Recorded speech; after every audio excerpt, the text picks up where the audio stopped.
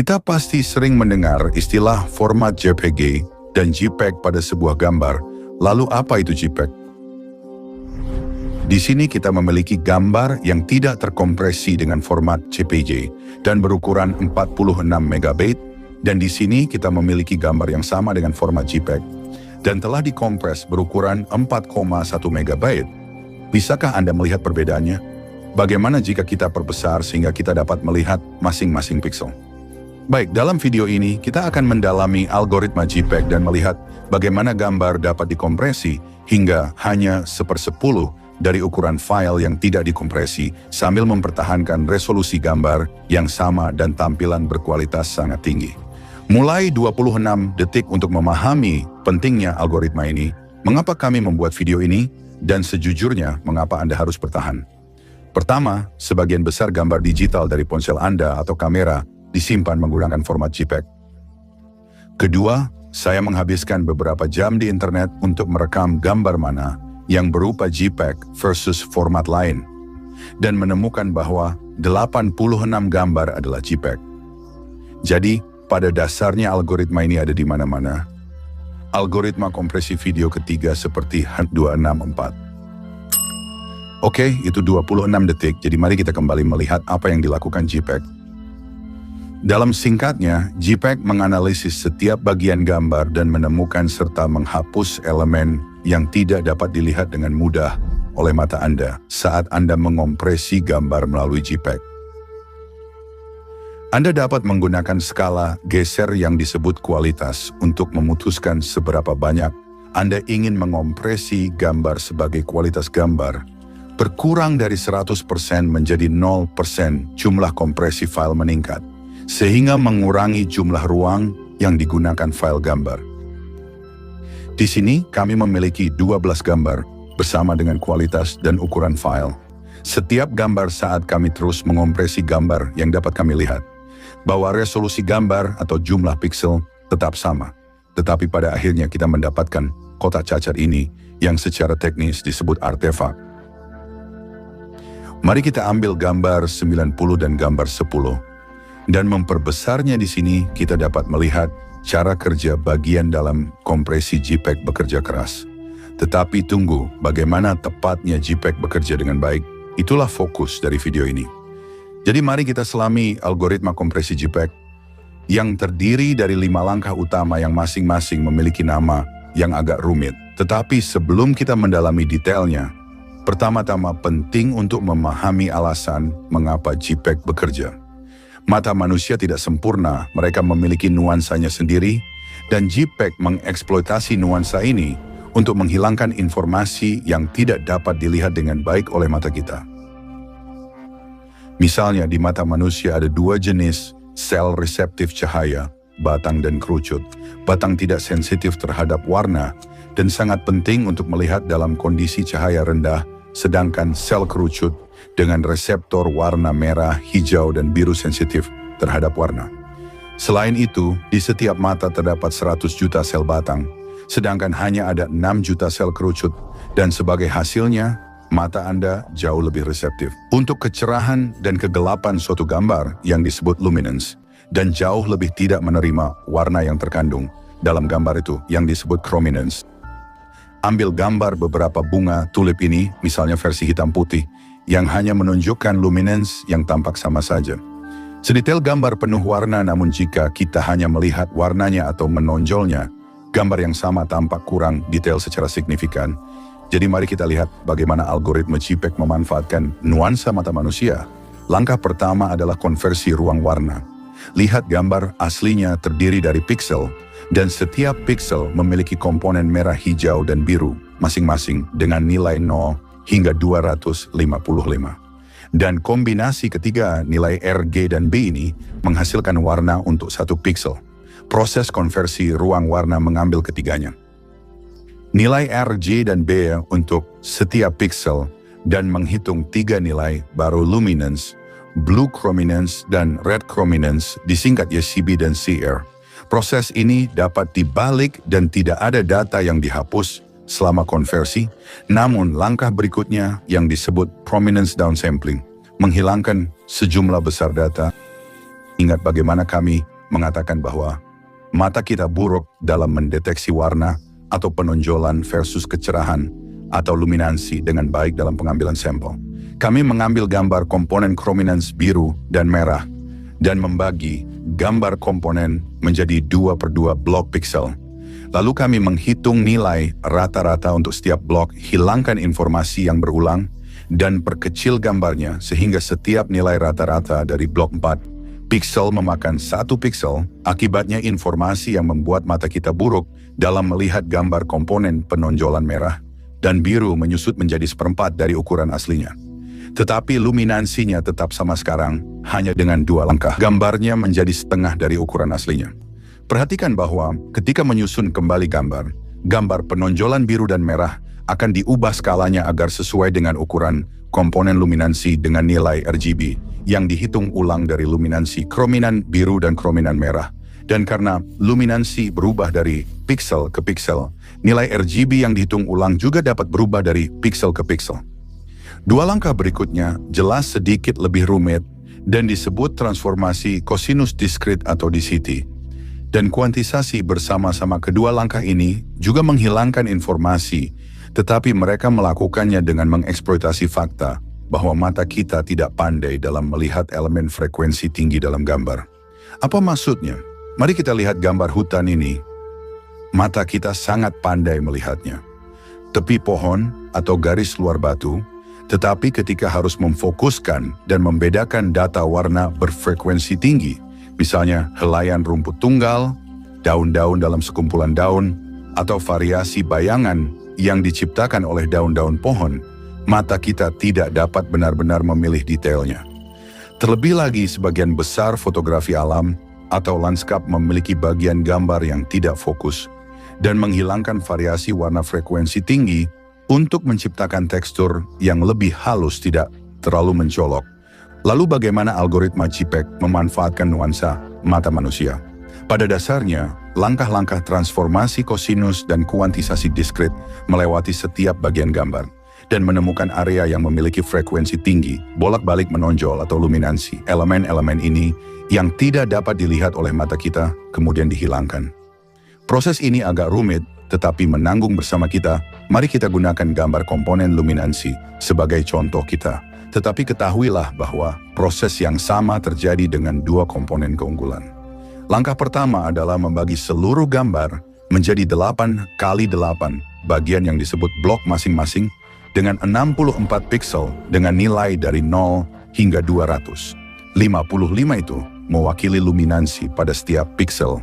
Selanjutnya, kita menggeser setiap nilai dengan mengurangkan 128 dari setiap nilai, sehingga rentangnya menjadi negatif, di mana negatif 128 berwarna hitam dan 127 berwarna putih. Langkah selanjutnya rumit, jadi mari kita mulai dengan analogi. Anggap saja Anda memiliki sebuah lukisan yang ingin Anda buat ulang, dan Anda hanya memiliki selusin warna berbeda untuk membuat ulang lukisan ini. Anda mungkin memerlukan 15 bagian cat pertama, dan kemudian 3 bagian cat kedua, diikuti oleh 8 bagian cat ketiga sepenuhnya. Sampai Anda mungkin menggunakan 11 bagian cat terakhir. Dan pada akhirnya kami telah membuat ulang lukisan asli kami. Transformasi kosinus diskrit bekerja seperti ini. Namun alih-alih cat kami menggunakan 64 gambar dasar ini. Dan seperti dalam analogi kami dapat membangun kembali blok apapun dari 64 pixel. Menggunakan kombinasi 64 gambar dasar ini, dengan setiap gambar dikalikan dengan nilai atau konstanta yang menyatakan berapa banyak gambar dasar tersebut digunakan, sehingga blok 64 pixel yang masing-masing berisi nilai diubah menjadi 64 nilai atau konstanta yang mewakili berapa banyak dari setiap gambar dasar yang digunakan. Mari kita ambil huruf A ini sebagai contoh. Kita dapat membangun kembali huruf A ini menggunakan kumpulan 64 gambar dasar ini dengan konstanta dikalikan dengan setiap gambar dasar. Kita menjumlahkan semua gambar dasar dikalikan konstanta masing-masing. Dan sebagai hasilnya kita dapatkan huruf ini tidak ada apapun di sini yang benar-benar mengompresi atau mengecilkan gambar. Tetapi langkah selanjutnya kuantisasi melakukannya. Jadi bagaimana kuantisasi bekerja dengan baik di sini? Kita memiliki tabel konstanta yang sesuai dengan pemanfaatan setiap gambar dasar. Langkah selanjutnya adalah membagi setiap nilai dalam tabel konstanta dengan nilai yang sesuai dalam tabel kuantisasi dan membulatkan setiap hasil ke bilangan bulat terdekat. Tabel kuantisasi ini memiliki angka yang lebih tinggi di kanan bawah di mana data frekuensi tinggi yang tidak dapat dilihat dengan baik oleh mata Anda berada, dan angka yang lebih kecil di dalam tabel kuantisasi kiri atas di mana pola yang lebih berbeda berada setelah kita membagi setiap konstanta dengan nilai yang sesuai dalam tabel kuantisasi dan membulatkannya ke bilangan bulat terdekat. Data blok kita terlihat seperti ini, hanya memiliki beberapa angka dan banyak nol pada langkah ini. Kita membuang data, tapi sebenarnya kita hanya membuang data yang tidak dapat dilihat oleh mata kita, sehingga kita bahkan tidak bisa membedakannya. Kita juga menggunakan tabel kuantisasi kedua dengan nilai keunggulan yang lebih besar, sehingga kita menghasilkan lebih banyak angka nol di dalamnya.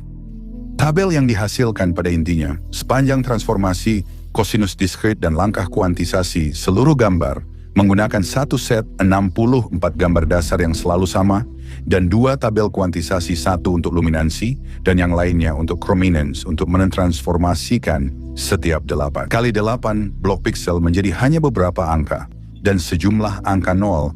Langkah terakhir disebut run length dan pengkodean Huffman, dan di dalamnya kita mencantumkan semua nilai untuk setiap blok dalam gambar luminance dan prominence. Namun ketika kita membuat daftar angka, kita menggunakan zigzag pola seperti ini. Karena kemungkinan besar angka bukan nol akan ditemukan di sini. Selanjutnya kita menggunakan algoritma pengkodean run length, di mana kita mencantumkan angka-angkanya dan kemudian alih-alih mencantumkan semua angka nol kita, hanya mengatakan berapa banyak angka nol yang mungkin. Anda bisa lihat bahwa daftar hanya beberapa lusin angka ini jauh lebih terkompresi daripada 64 pixel, yang masing-masing diwakili oleh angka dari 0 hingga 255. Setelah itu kami menggunakan skema pengkodean Huffman, yang merupakan algoritma pengkodean terpisah yang dibahas dengan cukup baik dalam video ini oleh Tom Scott, yang harus Anda lihat setelah kita membahas algoritma kompresi video H264 dan bagaimana gambar dibangun kembali, serta beberapa peringatan algoritma kompresi video H.264, juga disebut pengkodean video lanjutan atau ABC. Saat ini merupakan video yang direkomendasikan algoritma kompresi untuk mengunggah video ke YouTube dan menggunakan teknik seperti chrominance downsampling atau chrome subsampling serta variasi transformasi, kosinus diskrit dan kuantisasi. Namun H264 lebih rumit karena daripada mengompresi satu gambar statis seperti dalam video JPEG, kompresi harus kompres 24 hingga 60 frame atau lebih. Untuk setiap detik video, penjelasan singkatnya adalah menggunakan intraframe atau iframe yang mirip dengan gambar JPEG untuk satu dari setiap 30 frame, dan kemudian untuk 29 frame lainnya menggunakan prediksi atau prediksi arah untuk hanya mengkode perbedaan dan gerakan sambil menggunakan bingkai yang didekodekan sebelumnya sebagai referensi. Perhatikan bahwa frekuensi iframe sangat bervariasi dan biasanya ada iframe di awal setiap perubahan adegan. Karena prediksi tidak berfungsi dengan baik di seluruh adegan, mengubah topik ini sangat kompleks sehingga harus dibahas dalam video terpisah. Tetapi sekarang mari kita kembali ke JPEG untuk membangun kembali gambar asli. Kita ikuti serangkaian langkah sebaliknya. Pertama, kita membongkar pengkodean run length dan melakukan skema decoding Huffman dan meletakkannya nilai-nilai ke dalam blok 8x8. Selanjutnya kita mengalihkan setiap nilai dengan tabel kuantisasi dan kemudian mengalihkan konstanta yang dihasilkan dengan gambar dasar yang sesuai dan menambahkan semua gambar dasar penyusunnya bersama-sama. Kemudian kita meningkatkan penonjolan merah dalam gambar penonjolan biru dan mengkonversi kembali luminansi dan chrominance nilai ke dalam ruang warna merah, hijau, dan biru. Dengan ini kita dapat melihat bagaimana 4 blok luminansi dan 2 set blok penonjolan menghasilkan kotak pixel berukuran 16x16. Akhirnya ketika kita memperkecil, kita memiliki sesuatu yang terlihat hampir identik dengan gambar asli kita, yang tidak terkompresi. Sungguh menakjubkan bagaimana ponsel cerdas Anda dapat mengambil gambar yang terdiri dari jutaan pixel, dan kemudian melakukan perhitungan pada setiap 8x8 blok pixel. Dengan mengompresi semua data itu menjadi hanya beberapa lusin angka, dan kemudian memutar dan membuka kompresi gambar lebih cepat daripada yang Anda perlukan. Geser jari Anda melintasi layar, misalnya, gambar ini berukuran 4032 kali 3024 pixel yang menghasilkan total 190,512 blok. Dan untuk mengompresi atau membuka kompresi gambar ini, setiap blok harus melalui setiap langkah algoritma. Memang ponsel cerdas kita benar-benar mengesankan. Tetapi, tunggu-tunggu, kami belum selesai dengan video ini. Ada beberapa catatan, tambahan dan kekurangan utama pada algoritma JPEG yang harus kita diskusikan terlebih dahulu.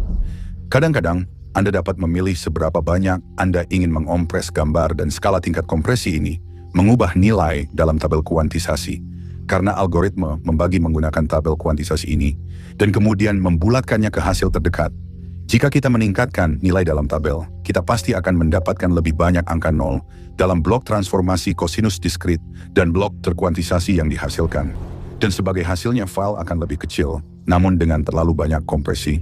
Anda mendapatkan artefak atau masalah dengan gambar terkompresi yang terlihat seperti bercak buram di tepi blok persegi. Anda dapat melihat berapa banyak blok yang memiliki sifat serupa dengan blok kiri atas pada tabel transformasi kosinus diskrit. Catatan berikutnya adalah, itu sebelumnya kami telah menyebutkan bahwa kuantisasi menghilangkan data frekuensi tinggi yang sebagian benar pada kenyataannya. Kuantisasi mengurangi presisi blok gambar dan lebih mengurangi presisi untuk data frekuensi tinggi dibandingkan dengan data frekuensi rendah, sehingga membuat blok gambar kurang akurat. Catatan ketiga adalah JPEG sangat bagus dalam mengompresi gambar yang diambil dari kamera.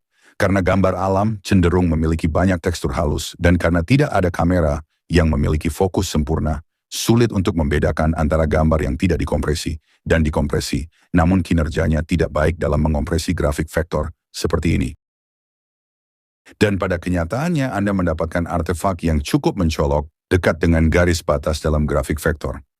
Hal ini karena algoritma JPEG perlu merekonstruksi garis lurus ini menggunakan gambar dasar yang tidak berfungsi dengan sempurna ketika data dikompresi, oleh karena itu disarankan untuk tidak mengkompres grafik vektor menggunakan algoritma JPEG.